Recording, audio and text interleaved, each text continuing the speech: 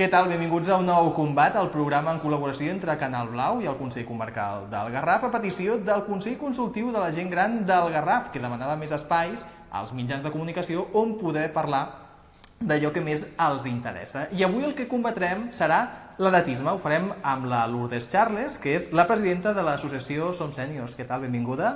Molt bé, gràcies per comptar amb nosaltres. El primer que volem saber és quines són les principals discriminacions per raons d'edat que pateix avui dia la gent gran. A veure, hem de tenir en compte que l'edatisme és una realitat silenciosa, diríem. O sigui, sí que ens comença a sonar, però encara no tenim massa consciència social d'aquestes discriminacions, no?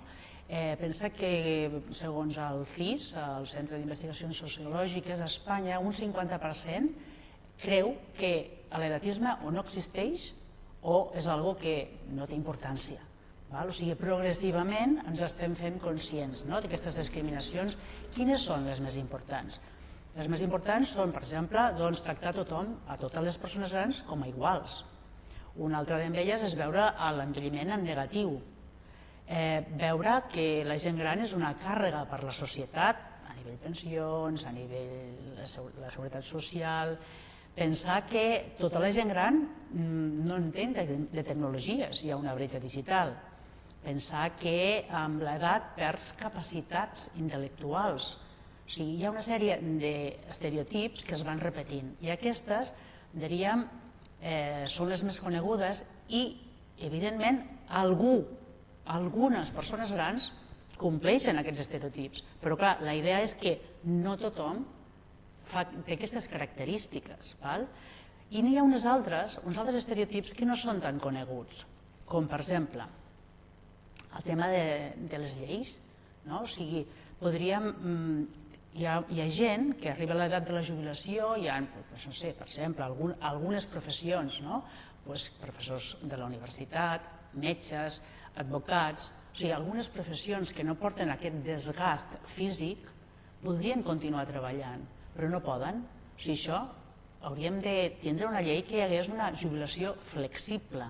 Ja no vull dir activa, de que unes hores treballen, sinó flexible, perquè pot ser que la persona vulgui treballar 3 hores al dia, el que sigui, i podries allargar i aprofitar el valor d'aquesta persona, l'experiència, perquè pot ser una persona de 67 anys que encara està amb totes les facultats físics i mentals. Per tant, a nivell lleis és una d'aquestes edatismes que no es coneix tant. A nivell, per exemple, financer, si vols fer una reforma a casa teva i vols demanar un préstec, només el pots demanar fins als 75 anys. Pensa que si en tens 76 i no vols pagar amb diners i vols pagar, doncs això, amb un crèdit personal no ho permet la llei. Però per què? O sigui, un crèdit hauràs de tindre unes garanties econòmiques per tornar aquest crèdit, uns avals. Per tant, discriminar per edat és algo injust. I també a nivell sanitat. Per exemple, hi ha els cribatges de càncer de còlon i càncer de mama que són fins als 69 anys. A partir dels 70 anys ja no estàs contemplat a dintre d'aquestes proves que et poden fer cada 2 anys. Per tant, la vida no és tan important. A partir dels 70 anys estem dient. O sigui, hi ha una sèrie d'aquestes condicionants per edat que ens limiten i progressivament, per això jo deia al principi que és una discriminació silenciosa encara, que encara no la coneixem prou. I després també tenim una altra qüestió, que és la motxilla d'expertesa que moltes persones tenen, però que malgrat tenir-la no es valora i es menysté fins i tot. Aquest és un problema, a més, en el dia a dia. Evidentment, diríem que l'expertesa és un recurs molt valuós, però d'alguna manera aquests estereotips associats a les persones amb més edat fa que es pensi que les persones, quan anem sumant anys, són menys adaptables als canvis, ens costa més aprendre. Per tant, hi ha una sèrie de condicions i de característiques que ja fa que la persona no tingui tant valor.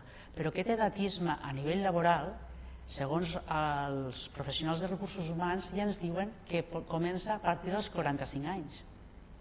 O sigui que ja no estem parlant solament de la jubilació, sinó que a partir dels 45 anys aquesta persona que té tota una experiència també es pensa que ja no entén les noves maneres de procedir, o sigui, aquesta adaptació als canvis, aquesta dificultat. Per imatge, també. En els mitjans de comunicació, per exemple, i sobretot si s'és dona, a certa edat no veurem una presentadora d'un programa del prime time.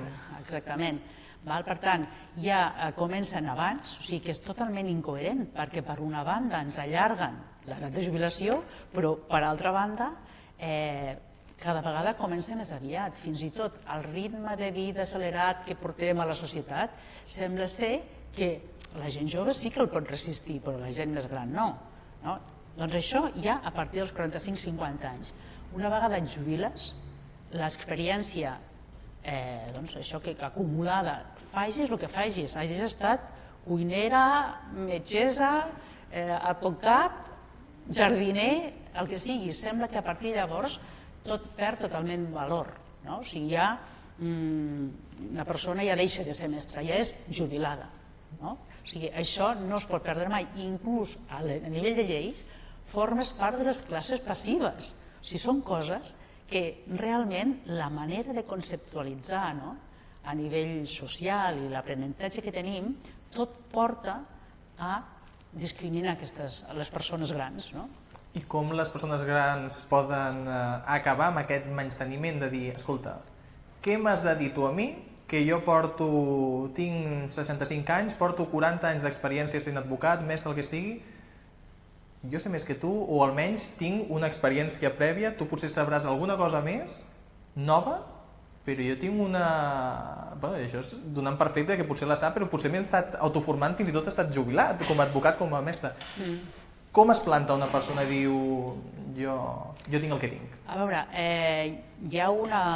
hauríem d'entendre que a nivell professional, per exemple, i a tots els nivells, les relacions intergeneracionals enriqueixen.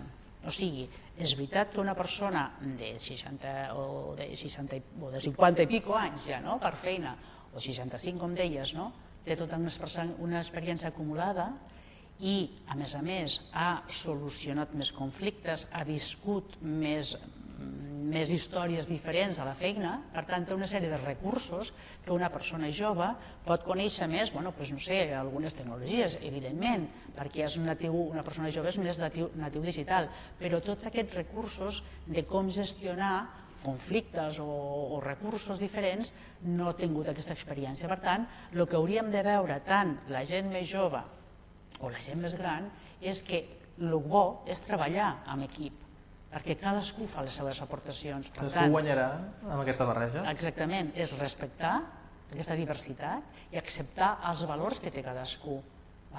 I d'alguna manera també deixar clar que deixa que t'expliqui, deixa que em coneguis, igual que hem de conèixer les persones grans, també hem de conèixer la persona que no és gran. O sigui, aquesta interrelació intergeneracional afavoreix aquesta proximitat i que es desfegin aquestes barreres fictícies, perquè ens les hem inventat. Igual en algun altre moment anterior dels nostres avis, anterior a nivell històric, l'esperança de vida no era tan llarga, per tant la gent moria més aviat i per tant envellia més aviat, però ara en aquests moments la realitat és una altra. Parlaves abans d'alguns prejudicis que viu la gent gran al dia a dia. Com podríem classificar el seguit d'estereotips que es troben ara mateix entre la gent gran? Com es formen aquests estereotips i com es poden acabar amb ells? A veure, la formació dels estereotips és el que nosaltres pensem ens afecta amb el que sentim i, per tant, en com ens comportem. Et ficaré un altre exemple. Imagina't que pensem les dones no saben conduir. Això, la discriminació de gènere, durant molts anys, ha estat una premissa, una creença. Les dones no saben conduir. Davant, quan veus una dona, diu, ui, cuidado, que no saps ni com reaccionarà. Amb la qual cosa, fas una sèrie d'actuacions que són les discriminacions. Per tant, fica el que he dit al principi, el que pensem ens afecta el que sentim i com ens comportem. Però fins i tot a vegades la mateixa dona i tot, no? Exactament. És que no sabré conduir igual que el meu marit, perquè soc una dona. O amb les matemàtiques. Diu, bueno, això és una cosa més d'homes que de dones, o amb les carreres científiques. O sigui, estic parlant d'aquestes creences, aquestes sentències que hem après al llarg de la societat i de la nostra cultura, que les hem interioritzat. Per tant, després d'això en tornarem a fer referència amb el que pensem. De totes maneres, així es formen les discriminacions. Quins n'hi ha d'estereotips respecte a l'edatisme? N'hi ha 3. El institucional, el interpersonal, entre persones, i l'autoinfligit. O sigui, l'institucional, quines són? Diríem, prové de les institucions, o sigui, poden ser administracions públiques o poden ser les pròpies empreses, que hi ha normes o lleis que limiten les oportunitats de les persones. Com dèiem allò de les lleis d'abans, sanitat o el tema financer, aquestes lleis, aquest institucional, aquest edatisme, l'hem de canviar. Hem de ser conscients que existeix per demanar aquests canvis. A nivell interrelació entre les persones, doncs al final aquesta idea de dir, és que clar, ara la gent viu més anys, ara la gent cobrarà les pensions i nosaltres això no ens afecta, no ens arribarà. O sigui, són aquestes creences que a les relacions entre la gent d'alguna manera acabes dient, si total, la gent gran si no fa res, si inclús hasta fa nosa. O sigui, són coses que es produeixen, aquesta manera de pensar ens afecta amb la relació amb les persones.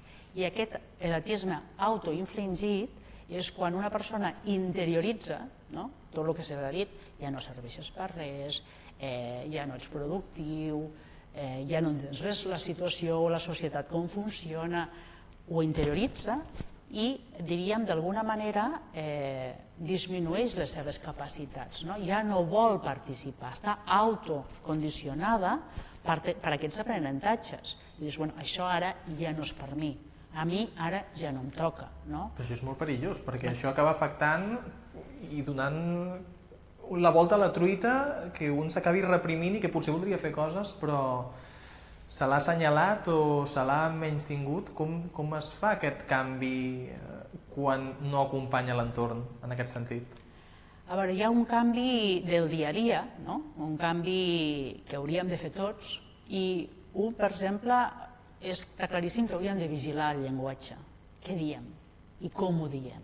Hauríem de, quan estan dient això, o sigui, no serveixes per res, la persona pot estar explicant, a veure, jo sóc capaç de fer tal cosa, acostumo a fer tal altra, o sigui, donar explicacions del que fa i no creure's aquestes creences limitadores.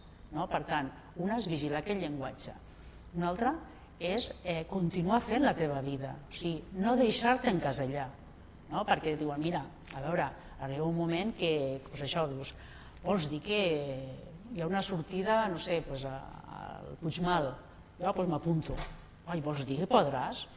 A veure, jo confio en les meves possibilitats, o sigui, la persona ha de confiar en si mateixa i en les seves possibilitats per plantar cara, diríem, en aquest edatisme. I un altre tema és també donar visibilitat a les històries de vida de persones grans, que tots coneixem, que són veïns, familiars nostres, i la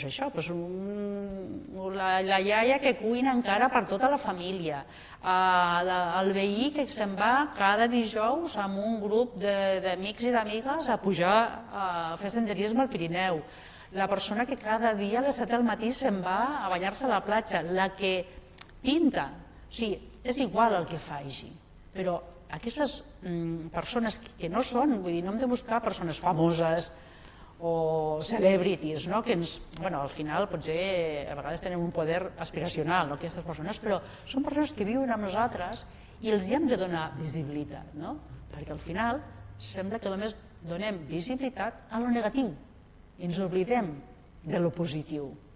no reflectim aquesta diversitat. Això és molt maco, és la teoria. La pràctica és més complexa. Com ho pot enfrontar això la gent gran? Perquè, en base al que explicàvem, soc una persona gran que m'he adaptat als canvis, que faig servir l'ordinador com una eina més en el dia a dia, el meu mòbil intel·ligent, que me'n vaig cap allà, que me'n vaig cap aquí...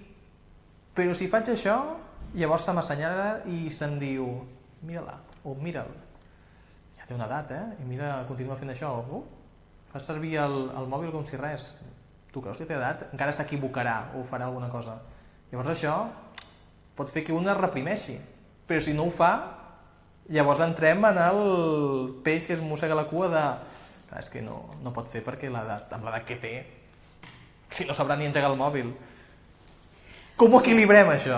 A veure, el tema està clar que és injust que facis el que facis, t'encasella... T'assenyalaran igual. ...amb una categoria que no t'identifica. No t'identifica. O sigui, hem de pensar que per què ens sorprèn que una persona sigui 65, sigui 75, sigui 85. Val? Ahir estava parlant amb unes amigues i dic, bueno, ta mare què fa? Diu, bueno, s'ha jubilat ara aquest any, al genèric, però quants anys té ta mare? Diu 85. O sigui, acceptem que hi ha persones... Perquè ara tu ho has dit i ens hem sorprès i a casa s'hauran sorprès. I no està interioritzat que potser aquella dona que és el que fos, que li encanta, que és una passió seva fer de mestra i potser està fent classes de repàs? Ella és psicòloga clínica i ha tingut pacients. Bueno, doncs ja els últims pacients ja els va dir, bueno, ara ja em jubilo, tinc 85 anys, no? I em jubilo. Però fins i tot ara que sabem l'ofici, molts diran des de casa, i tu creus que amb 85 anys podria seguir fent de psicòloga? No tindria les capacitats, no la tractaria bé. Per una banda, el que hem de veure és que no és una excepció. La primera cosa que hauríem de veure, no és una excepció. O sigui, persones, no sé si els 85, però jubilar-se als 67 és tal com els anys que vivim ara, que vivim molts més anys, doncs hi ha moltíssimes persones que continuen treballant. Que és una opció. És una opció. No una obligació. Exactament, no hauria de ser una obligació. Per tant, el primer aprenentatge és que no és un fet excepcional, sinó que hi ha moltíssima gent a la nostra societat i al nostre voltant que continuen. Digui-li pagès, saps? Per dir, vull dir, a veure, és més difícil en professions de funcionariat, no? Perquè l'edat està molt més marcada, i també en treballadors de compte aliena, diríem, que treballes per un altre i al final et toca jubilar-te perquè ho diu la llei. Però i a més a Catalunya som un país on hi ha molta petita empresa i molts negocis. Per tant, i també tenim primer sector, per tant hi ha moltíssima gent que li toca l'edat de jubilació i no està jubilada. Per tant, primer, no és un bitxo raro, no és una excepció. I després, quan? Doncs finalment t'has jubilat i fas la teva vida de jubilat o de jubilada, tampoc, llavors ja estan encasellant-te amb això, fragilitat, dependències, no tens salut. No és veritat, no és veritat, perquè hi ha persones que poden estar malaltes, però no tothom. Hi ha persones que són molt actives, afortunadament hi ha molts plans de l'administració pública que es fan, cursos, tallers, activitats per les persones que volen fer aquest envelliment actiu. Perquè diu algú des de casa que jo estic bé, però és que se m'està tractant com un malalt. Què faig? Això és una mica el que estàvem també comentant, o sigui, s'associa que fer-se gran és igual a malaltia. De fet, la persona que va treure la paraula edatisme, el Robert Butler, era un metge que després va reorientar la seva professió cap a la gerontologia i va fer molts estudis sobre les persones grans. Però una de les coses molt importants que va dir és que l'envelliment no és una malaltia. Mira que és senzill, però encara ara ho posem en dubte. Això va ser el 1969. L'envelliment no és una malaltia. L'envelliment és una fase amb la qual les malalties poden sorgir. O, per exemple, la sociòloga Dolors Puga diu que les persones grans som, en general, diríem, persones saludables que poden tindre malalties cròniques, no? Pues això que dèiem de les tensions, el sucre, poden tindre aquestes malalties cròniques. Evidentment haurem de morir d'algun tipus de malaltia, no? Però això no caracteritza el procés d'envelliment. Dit això, quan ens tracten com això, com a persones que ens volen sobreprotegir, perquè al final estan dient que ets una persona gran ja i cuidado, vigila, que això no ho pots fer, aquesta vorera canviem-nos a l'altra, que ja no tens tanta mobilitat com tenies. O sigui, ens hem de plantar amb el sentit de dir, a veure, em trobo bé, la meva mobilitat està perfecta, no em donis una ajuda que no t'he demanat. Perquè hi haurà altres moments i en altres situacions, com a totes les persones, demanem ajuda als altres. Però si una persona no t'ha demanat ajuda, encara que pot estar inclús malalta, pot gestionar la seva pròpia vida. O sigui, primer és ser conscient i plantar-se, o sigui, no deixar que els altres decideixin per tu. I aquí entrem en un altre escenari que és sentir-se una càrrega, que ho deies a l'inici. Aquell moment en què, o bé, com el que deies, jo no he demanat cap ajuda, però m'estic sentint igualment una càrrega perquè la família al darrere m'ho fa sentir així, la família, els veïns o els amics o el que sigui, o fins i tot sí que necessito una atenció, però ves, ara hem d'anar a casa de ma mare perquè l'haig d'acompanyar al metge. I aquells comentaris que potser fins i tot la gent gran escolta li fan dir: ja no serveixo per res, ja no m'estimen, ja no valgo per res.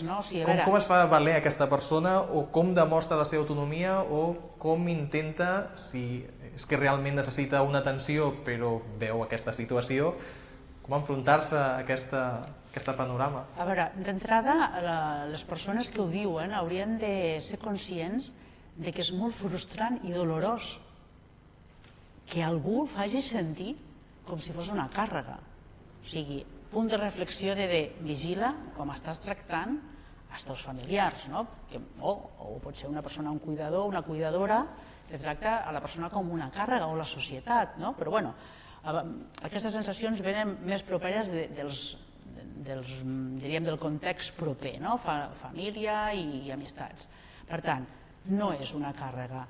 O sigui, la càrrega, aquella persona pot tindre més o menys autonomia. Si té autonomia, que pot fer-se, es pot fer la seva higiene personal, que pot fer-se el seu menjar, que pot anar a comprar, que vagi més ràpid o vagi més lent, això és respectable, cadascú porta el seu ritme, ho té molt més clar, no soc cap càrrega, soc capaç d'administrar la meva vida. Això per una banda s'ha de plantar. Si imagina't això, que pugui tindre algun tipus de problemes de mobilitat, que vagi en cadira de rodes, que s'hagi de prendre no sé quants medicaments, que tingui alguns tractaments i en moments puntuals necessiti ajuda, doncs està clar que necessito ajuda per tal, tal i tal.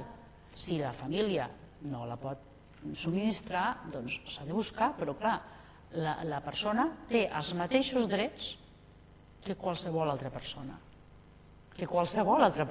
Independentment de l'edat. Per tant, ens hem de borrar que ja és igual, no té menys valor, no és veritat. En el primer programa ho comentàvem que aquest és un programa que vol ajudar la gent gran parlant d'aquells temes que més els preocupen, que els interessen, però sobretot amb un llenguatge planer però sense tractar-los com a tontos, parlant clar, o com un criu. I aquí és on vaig ara. Com s'enfronta una persona gran quan l'infantilitzen, quan li parlen d'una manera com si no tingués les capacitats plenes i sí que les té. Perquè pot ser violenta la situació, com s'encarrila? A veure, diríem que d'alguna manera el fet aquesta infantilització, dir-li ai Marieta, ja t'has pres la pastilleta, escolta, mira que et prepararé el berenar, o sigui, fer tot això, primer pot provenir de persones que ho fan amb bona intenció.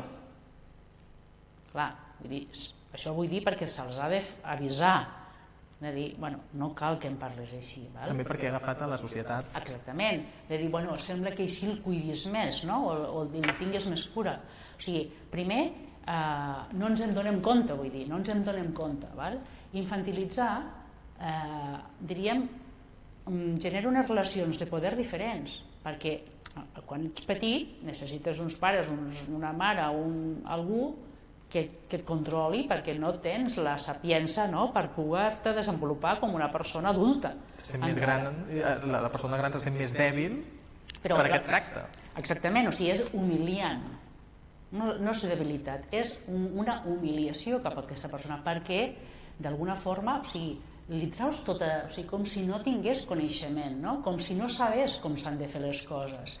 Per tant, sí, i cal diferenciar que hi hagi algú, primer que li agradi que li tracten així, perquè pot ser que hi ha algú que li agradi, i després algú altre que ho necessiti perquè realment això no té la seva consciència, té una malaltia neurodegenerativa o el que sigui. Que hi ha casos i casos com en tot. Exactament. Però per regla general potser hauríem de fer un canvi. Hem de fer un canvi i allí ens hem de plantar. O sigui, és una opció de no deixar, o sigui, fer saber i no deixar que l'edat sigui una barrera i sigui un límit, que et condicioni i que dir, doncs, no m'agrada que em parlis així, parla'm com a qualsevol altra persona. Ara anem a posar nom a una cosa que molta gent gran deu viure en el seu dia a dia, que són els edatismes. Què són els edatismes? Com se'ls troba la gent gran en el seu dia a dia i com és que no ens n'adonem encara? Els microedatismes. Els microedatismes. Diríem que els microedatismes són, diríem, com actes o comportaments, diríem, subtils, que no es perceben com que és una discriminació. Inclús a vegades es pensen que és un bon consell. I amb això et ficaré exemples. Per exemple, un microedatisme molt habitual és que et diguin «Ui, estàs molt bé per l'edat que tens». D'alguna manera t'estan dient «Tu t'has salvat, però tots els altres de la teva edat no estan bé. Per tant, estem discriminant». O un altre que et diguin «Ui, que jove estàs», pensant que faries un compliment. Però això vol dir que els que són grans, que dir que ets gran és negatiu. O, per exemple, que et puguin dir «Quina energia tens, filla, para una mica», donant per suposat que la gent gran ja no és massa activa, ja no té energia. O imagina't això que se'n va en una d'aquestes classes o tallers o cursos que es fan i dius, ui, quina memòria, encara te'n recordes de tot? Ficant en qüestió com que ja la gent gran ja no té memòria. O fa una pregunta alguna cosa, que em podries explicar tal cosa? No preocupis, és que és normal que a la teva edat ja no ho entenguis. Semblant com que ja no tens les capacitats. Per això dic, són conductes o comentaris subtils que els anem repetint sense saber ni que són discriminacions. Podria ser que algú digués, mira,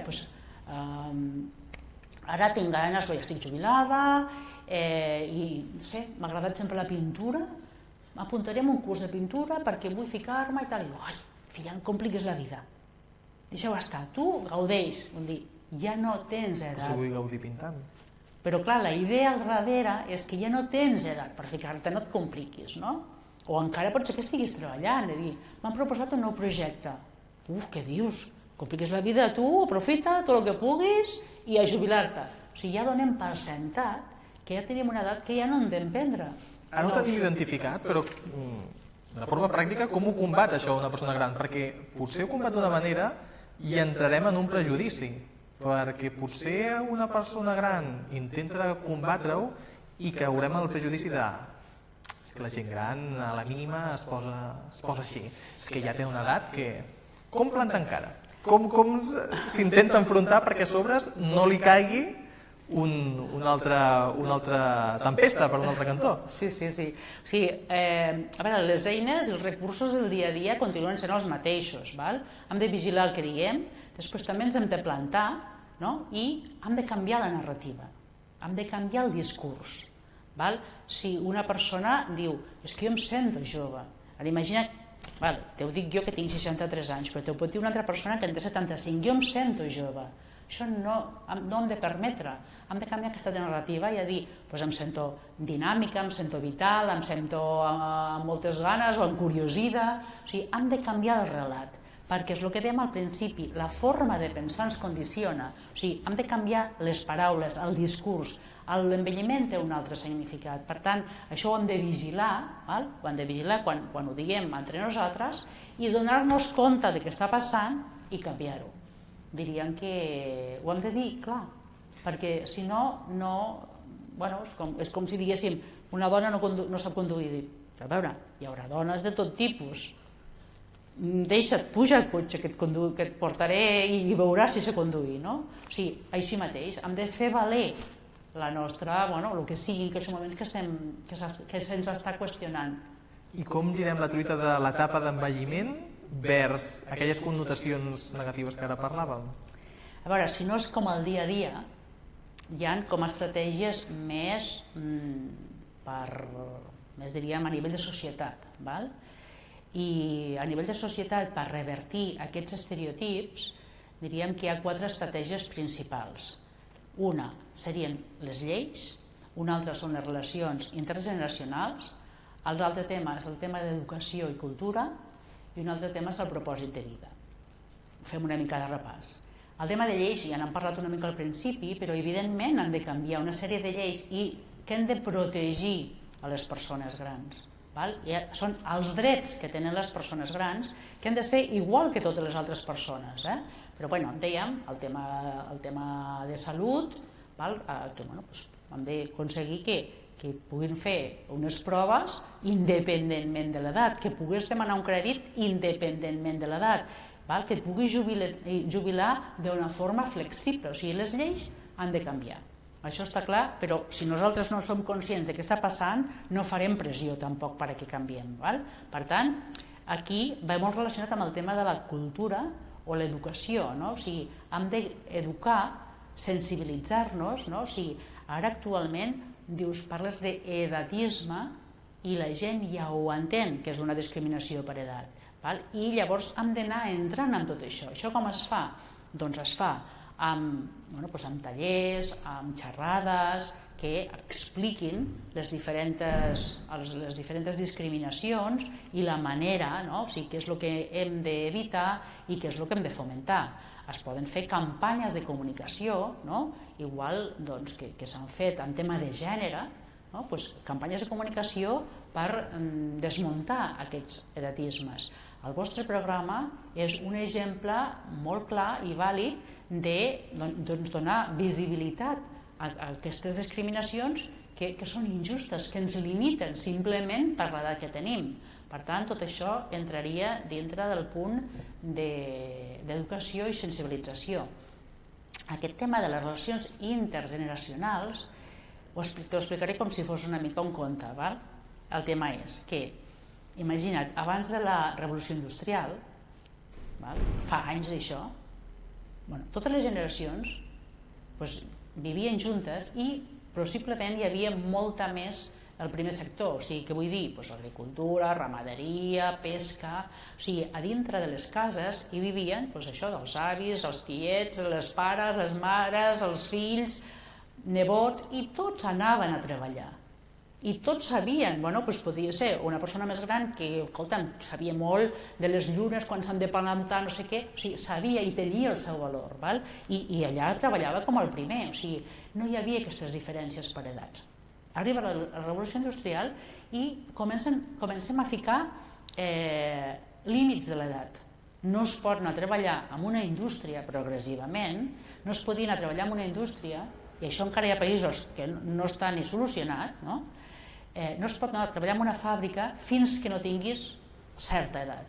Abans, des que naixes fins a aquella edat que ja pots començar a treballar, és l'edat de creixement, és l'edat de formar-te. Doncs a partir de llavors ja ens comencen a classificar per edats. Aquesta revolució industrial ens porta a una cosa que es diu una classificació tripartita, 3 parts. Una és, des que naixes, tens que formar-te, tens que anar al col·le, tens que estudiar, tens que pensar si fas carrera, si fas formació professional, hi ha aquest creixement de la persona. Després hi ha un altre que enjunta perquè si tens crios els han de portar al col·le, o sigui, t'ajuntes amb la gent de la feina, i després n'hi ha un altre que és la jubilació. Llavors això ens ha separat a part de que hi ha uns moviments del nucli familiar que abans vivien tots junts i ara pot ser que en poblacions, en pobles, sí que poden viure potser més a prop, però ara el món és més global, o sigui, poden ser que inclús les famílies, a part, ja et dic, que encara que vinguin al mateix poble, en una casa viu els pares i l'altra els avis. Per tant, ja no estan al dia a dia aquestes generacions barrejades. Ens desconeixem. Lourdes, per tancar el programa, rapidíssimament, hem parlat de les lleis, però ara que hem identificat tot, o que la gent gran ha pogut identificar tot, que hem enviat alguns suggeriments del que poden fer o poden deixar de fer. Si ens posem en el pitjor dels casos, que viuen una situació desagradable o per anar a demanar ajuda, què han de fer, què tenen sobre la taula ara mateix? A veure, de recursos encara no n'hi ha gaires, però ja n'hi ha alguns. O sigui, per exemple, a Barcelona, a l'Ajuntament de Barcelona hi ha l'oficina de la no discriminació, on pots anar a denunciar qualsevol discriminació. Discriminació per raça, per religió, per gènere i també per edat.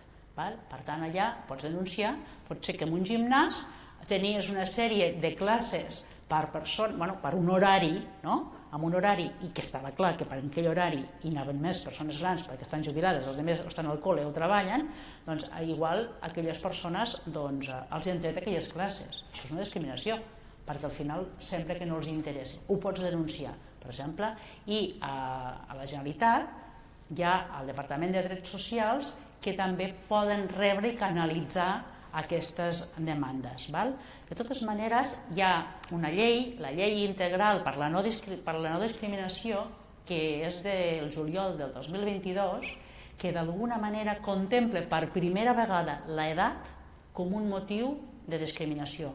Per tant, diríem que la llei ja ens recolza i encara que no hi hagi tantíssims espais, en principi els ajuntaments hauria de ser, i el departament que es tracta de la gent gran, hauria de ser un canal perquè et poguessin assessorar i dir on ho pots, quins són els organismes competents. Si més no, apropar-se a l'Ajuntament, que és l'administració més propera per demanar informació, i segurament també ens acabin derivant al Consell Comarcal amb tot el reguitzell de serveis que ens ofereixen en aquest camp. Lourdes, gràcies per aquesta estona d'aprenentatge i segur que ha valgut la pena, que vagi molt bé i enhorabona per la feina. Gràcies a vosaltres. En aquest combat que ara mateix tanquem, el tancarem explicant-vos què és el Consell Consultiu de la Gent Gran del Garraf. Aquest programa neix gràcies a una de les seves idees per fomentar els temes que els interessen, que se'n parlin d'ells als mitjans de comunicació, en aquest cas Canal Blau, en col·laboració amb el Consell Comarcal del Garraf. Volem conèixer ara què és el Consell Consultiu de la Gent Gran de la comarca i com funciona exactament.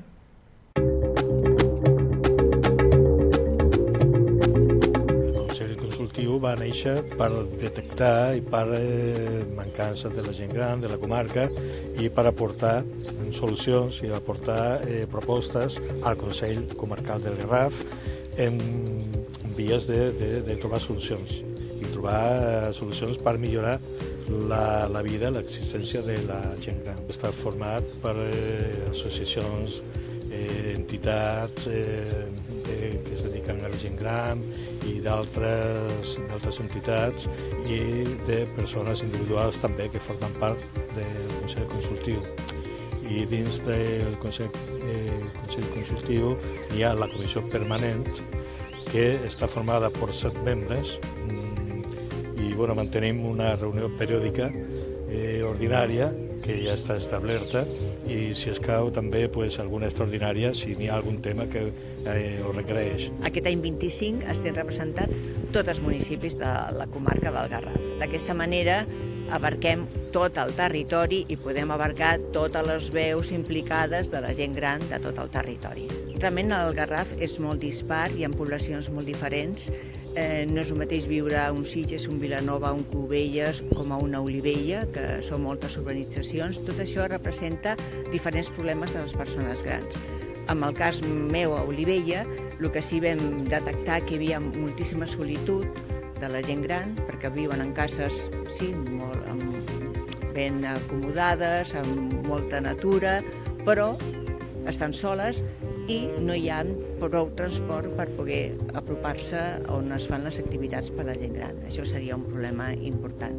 Després, la gent gran també hi ha una bretxa informàtica important. Necessitem que puguin desenvolupar diferents activitats amb les noves temàtiques d'avui en dia, i això per mi és el que fa que la gent estigui més separada del que és la vida social actual. M'agrada la gent gran, m'agrada ajudar. Jo, per exemple, estic al casal de Sant Pere de Ribes i, clar, veig la gent gran cada dia i les necessitats i coses, i llavors me motiva molt. A mi la gent gran, la veritat és que m'ha motivat sempre. La gent el que necessita és que els motivin, que una resposta d'algú, no que siguin ambigües, ja ho farem, no d'això, no.